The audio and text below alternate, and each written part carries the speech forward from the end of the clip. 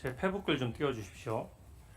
후보자께서 자꾸 저에게 조작 프레임을 자꾸 뒤집어 씌우시니까 제가 페북 내용을 좀 공개하겠습니다.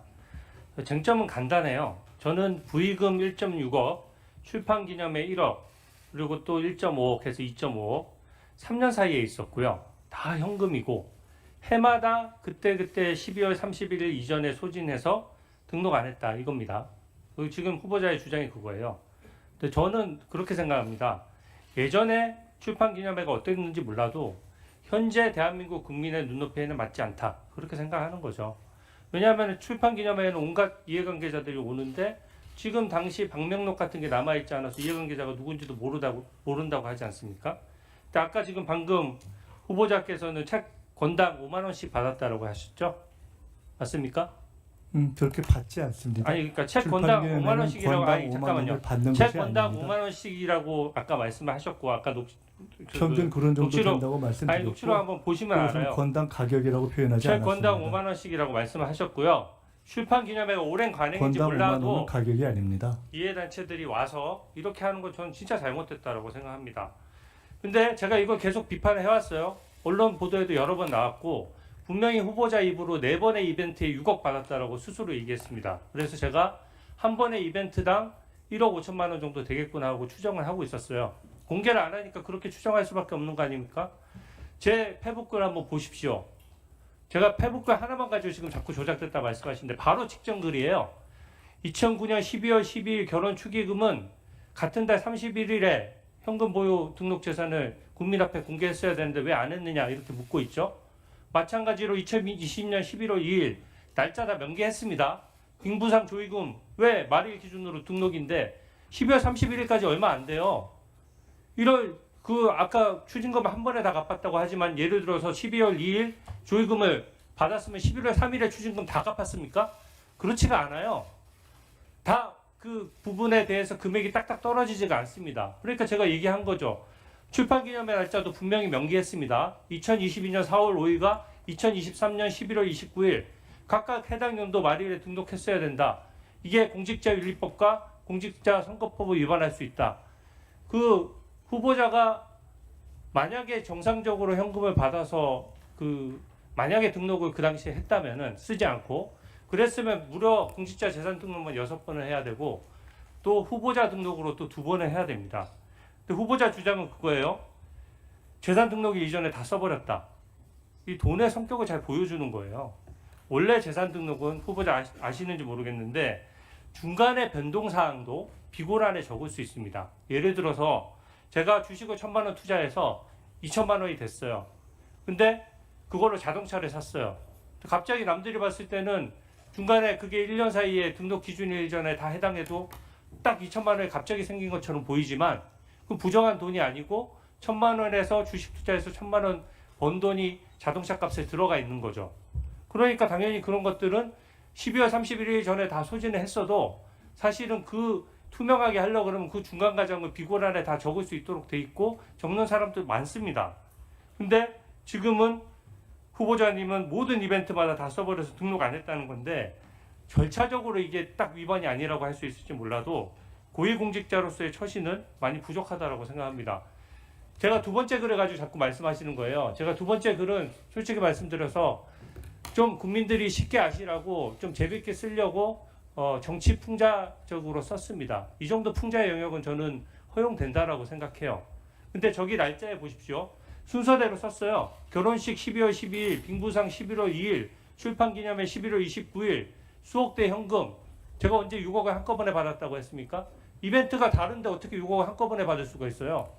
그래서 저는 이 부분에 대해서 분명히 6억이나 줄 때 다 각각 준 사람들이 다를 거 아닙니까? 그런 것들을 제가 얘기를 했던 거고요. 가만 계세요. 다음 PPT 보여주세요. 이걸 가지고 조작이라고 하는 말이 안 돼요. 제가 표현을 썼습니다. 직관적으로 아신 게 쟁여놓은 금액이 6억이나 된다는 표현을 썼어요. 쟁여놓다는 표현이 뜻이 뭡니까? 한꺼번에 받았다는 뜻 아닙니다. 보십시오. 후보님 보세요. 따로 떼어놓아 보관하다는 뜻이에요. 특히 몰래 감추어두는 경우에 주로 사용한다.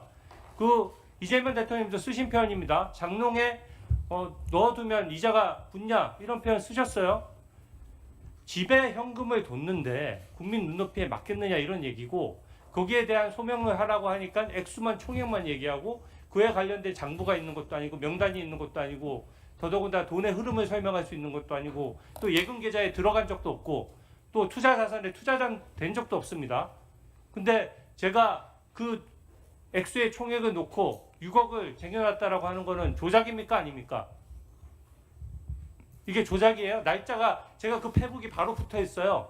제가 날짜가 다 구분한 조작이라고 생각되는 설명을 조금 전에 이메일을 다시 올려놓고 해도 될까요? 자, 앞부분 이메일 한번 띄워보세요. 잠시만요. 제가 한번 하나만 더 설명드릴게요. 저기 보면 날짜만 봐도 알 수 있어요. 두 번째 페북을 보면 이벤트의 순서대로 썼습니다. 12월 12일, 빙부상 11월 2일, 출판기념회 11월 29일. 그리고 그 앞에 바로 앞에 페북에 보면 연도와 날짜가 정확히 기재되어 있고 그 당시 언론 보도 보십시오. 후보자님이 결혼한 지 며칠이고 결혼식 빙부상 출판기념회를 한 달에 안 했다는 걸 모르는 사람도 있습니까? 이걸 가지고 조작이라고 하는 거는 저는 말이 안 된다고 생각하고 심지어 존경하는 우리 전영구 의원님이랑 저랑 방송에서 순차적으로 토론식으로 이거 얘기를 했어요. 전영구 의원님도 말씀하셨습니다. 왜 조작하냐? 한 번에 6억 받은 거 아닌데 다 합쳐서 받은 것처럼 왜 조작하냐라고 말씀하셨지만 그 진행자가 오히려 반박을 해주셨어요. 아니 주진우 의원 얘기는 그게 아니라 4번의 이벤트니까 6억이면 1억 5천이니까 억대를 받아서 어떻게 재산 등록일 한 달 전, 2달 전에 1억 5천 되는 돈을 어떻게 다 쓸 수가 있냐. 일반 국민이 20일, 30일, 40일 만에 현금 1억 5천 쓰는 거 보셨습니까? 보셨어요? 어떻게 씁니까? 현금 1억 5천을. 네, 그렇습니다. 말씀드려도 될까요? 네. 그 결론부터 말씀드리면은 주진우 의원님께서 본인이 썼던 이메일 페북이 국민들에게 네 펼쳐주셔도 좋겠습니다. 지워주셔도 좋겠다 제가 기억하니까요.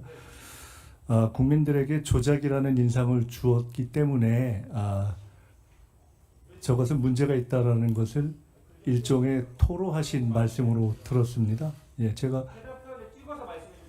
그렇게 하겠습니다. 그렇게 하겠습니다. 그러면 띄워주시는 것을 허락한다면 잠깐만. 네, 제가 띄워주시죠. 예, 그 부분만 제가 설명을 해야 되니까 띄워놓고 하겠습니다.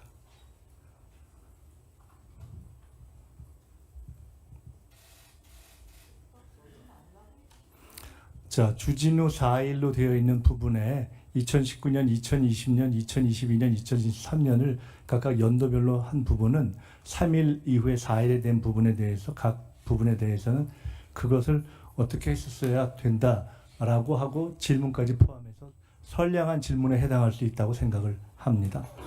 그러나 3일에 해당하는 부분을 각각 나누어서 또는 문맥 전체로 놓고 본다면 현금 봉투로 6억 받은 건데 현금 봉투 6억 쌓아두면 이어서 바로 결혼식 날짜를 연도별로 구분하지 않고 결혼식 빙부상 출판기념회를 연속해서 하고 바로 뒤에 다시 6억이나 준 고마운 사람들이라는 표현을 통해서 아마 국민들에게 바이든 날리면을 물었던 정도의 여론조사를 실시한다면 저것은 동시에 받은 6억을 동시에 있었던 12월 11월 2일, 11월 29일 날 쓴 것으로 판단되지 않겠나라고 하는 인상을 주는 것이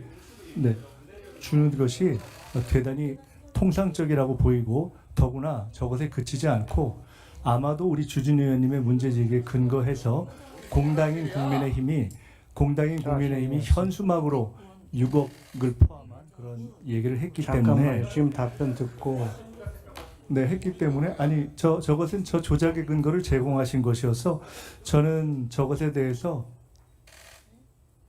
제가 여기까지만 말씀을 드리겠습니다. 네. 저것에 대해서 제가 답변 잠깐만요. 예. 네. 말씀 더 답변하겠습니다. 저 부분에 대해서 풍자라고 말씀하시면 사전적인 풍자가 조금 좀 서글플 것 같다. 왜냐하면 저것은 풍자가 아니라 저는 정확하게 사실에 대한 오인을 불러일으키는 것이기 때문에 어떠한 사실을 해학적인 표현으로 한다는 한국적 정서의 아주 탁월한 전통인 풍자화로 비교할 수는 없다. 저것은 엄격한 의미에서의 조작으로 규정하는 것이 정확하다. 이렇게 생각됩니다. 통상적이라면 저런 오인을 불러왔다면 저는 저런 오인을 불러온 분들이 본인이 또는 당에 명확하게 저런 오인이 없도록 해명하고 청문위원으로서 질의하는 것이 옳다 이렇게 생각합니다. 네. 뭐 자세히 또 양측에서 설명도 질의도 있었고 답변도 있었으니까 국민들이 판단하리라고 생각합니다. 뭐 뜯어서 보면 주진 의원 얘기가 맞고 또 모아서 보면 또 우리 뭐 후보자 주장하는 것도 일리가 뭐 있다고 보시는 그런 국민들도 있으리라고 생각되니까요.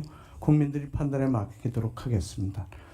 네, 그리고 다른 의원들 질의나 또는 후보자 답변 과정에서 의원님들은 좀 자제를 해주시길 바라고 필요하면 본인들 발언 시간에 발언을 하시든지 아니면 좀 어려우면 위원장에게 발언권을 얻은 후에 발언을 해주시기를 다시 한번 강력히 촉구를 합니다. 자, 주진